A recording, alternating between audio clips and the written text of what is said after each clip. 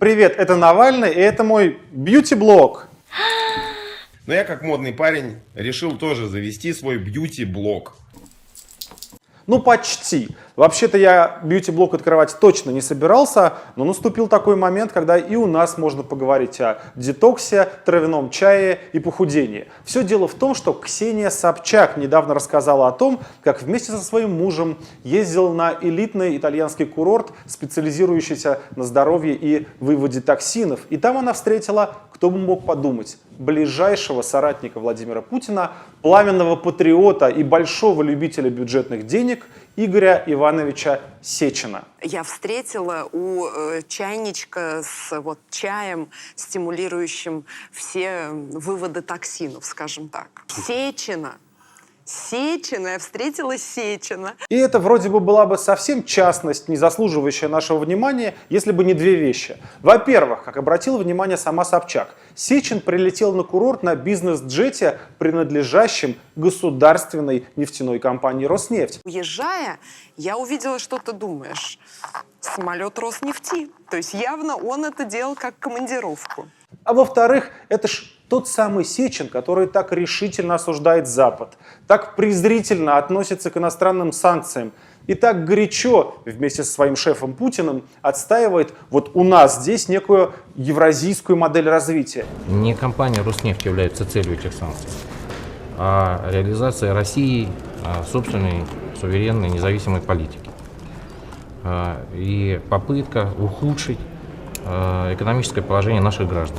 И вот надо же, не пошел он в районную поликлинику и не поехал куда-нибудь в Кисловодск обмазывать себя лечебной грязью или в Сибирь натирать себя кедровыми шишками, в которых заключена вся сила русской природы, а сел на private jet и улетел в Европу, где царит та самая отвратительная демократия и богомерзкая свобода слова. При этом только рыночная стоимость вот этого полета, авиапутешествия на частном самолете составляет несколько миллионов рублей. То есть фактически это наша с вами государственная компания «Роснефть» заплатила эти несколько миллионов за желание Сечина хорошо выглядеть. И вот этот мелкий, в общем-то, факт о жизни Сечина, как мне кажется, просто полностью довершает образ типичного путинского чиновника, являющегося хозяином современной России. Это человек, который ничего не умеет и ничего не может. Его единственное достоинство заключается в том, что он когда-то носил за Путиным чемодан. Потом его поставили во главу государственной компании, к которой он относится как к своей личной собственности и выплачивает сам себе зарплату в 2,5 миллиона рублей в день. На этот счет я делал специальное видео, можете посмотреть. Потом он покупает себе яхту за 8,5 миллиардов рублей и называет ее именем своей жены, княжна Ольга. На этот счет у нас тоже есть видео, тоже можете посмотреть. Потом он строит себе такую усадьбу, что только земля под нее стоит почти 4 миллиарда рублей. Мы тоже это снимали, тоже можете посмотреть. Он руководит государственной компанией, вот в частности Роснефтью, абсолютно бездарно. И по итогам 2016 года общая сумма долгов Роснефти составила 3,5 триллиона рублей, установив новый исторический рекорд. Он даже, перестав быть чиновником, продолжает кататься на машине с мигалкой. А на вопрос, ну а почему ты это делаешь, на каком основании, он отвечает нам всем в лицо. Это не ваше дело. А на каких основаниях? Объяснять я не могу и не буду этого, и не обязан этого делать.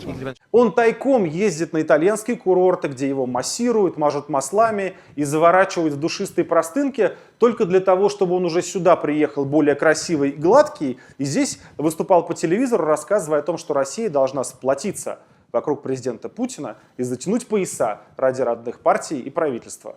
Но ведь отвратительно это все, да? И невозможно это терпеть. Мне тоже не нравится все это. И тут вы меня спросите. Ой, когда все это кончится? А я вам отвечу. Никогда.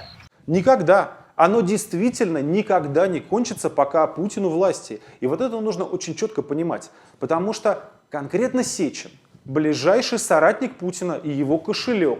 Потому что вся путинская власть последние 17 лет только и делает, что создает таких Сечиных, и обеспечивает им жизненный комфорт и неприкосновенность. И ничего никогда с ними не случится, пока этот режим остается у власти. Вот поэтому и нужно эту власть менять. Я выступаю за это и вас призываю поддержать меня в этом смысле. Я становлюсь президентом, и вы очень скоро все просто увидите, как все Сечины и вся эта гоп-компания едет не в Италию, а совсем в другом направлении и совершенно точно не на частных самолетах. Для того, чтобы это случилось, давайте объединяться, давайте не молчать, а возмущаться, распространять информацию, давайте ставить подписи в поддержку моего выдвижения, они мне очень и очень нужны. Подписывайтесь на наш канал, здесь говорят правду.